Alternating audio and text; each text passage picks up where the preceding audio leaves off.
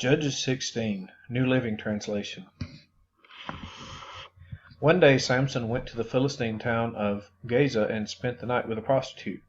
Word soon spread that Samson was there, so the men of Gaza gathered together and waited all night at the town gates.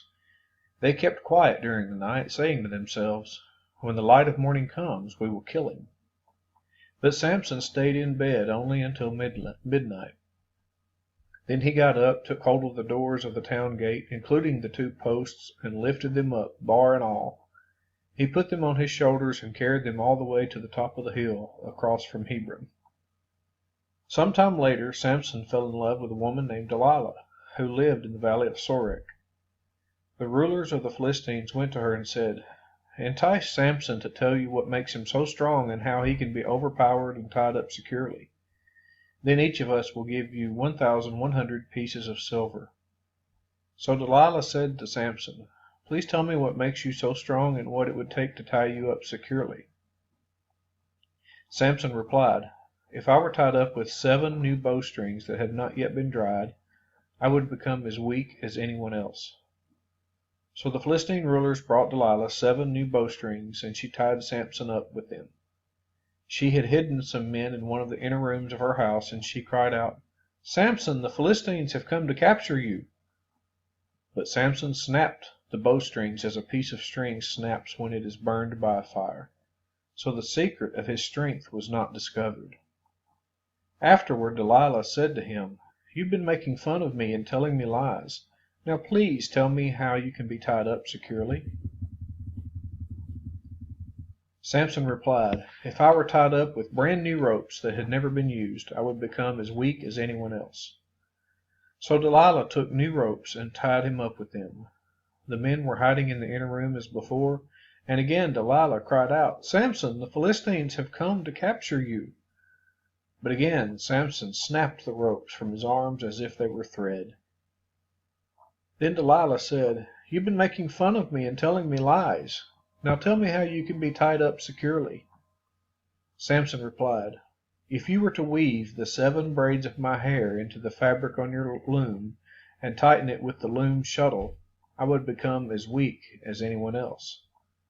So while he slept, Delilah wove the 7 braids of his hair into the fabric. Then she tightened it with the loom shuttle. Again she cried out, "Samson, the Philistines have come to capture you." But Samson woke up, pulled back the loom shuttle, and yanked his hair away from the loom and the fabric. Then Delilah pouted, "How can you tell me you love me, I love you, when you don't share your secrets with me? You've made fun of me 3 times now, and you still haven't told me what makes you so strong." She tormented him with her nagging day after day until he was sick to death of it. Finally Samson shared his secret with her. "My hair has never been cut," he confessed, "for I was dedicated to God as a Nazirite from birth. If my head were shaved, my strength would leave me, and I would become as weak as anyone else." Delilah realized he had finally told her the truth, so she sent for the Philistine rulers. "Come back one more time," she said, "for he has finally told me his secret." So the Philistine rulers returned with the money in their hands. Delilah lulled Samson to sleep with his head in her lap, and then she called in a man to shave off the 7 locks of his hair. In this way she began to bring him down, and his strength left him. Then she cried out, "Samson, the Philistines have come to capture you." When he woke up he thought, "I will do as before and shake myself free." But he didn't realize the Lord had left him. So the Philistines captured him and gouged out his eyes. They took him to Gaza, where he was bound with bronze chains and forced to grind grain in the prison. But before long his hair began to grow back. The Philistine rulers held a great festival, offering sacrifices and praising their god Dagon. They said, "Our God has given us victory over our enemy Samson." When the people saw him, they praised their God, saying, "Our God has delivered our enemy to us. The one who killed so many of us is now in our power." Half drunk by now, the people demanded, "Bring out Samson so he can amuse us." So he was brought from the prison to amuse them, and they had him stand between the pillars supporting the roof. Samson said to the young servant who was leading him by the hand, "Place my hands against the pillars that hold up the temple. I want to rest against them." Now the temple was completely filled with people.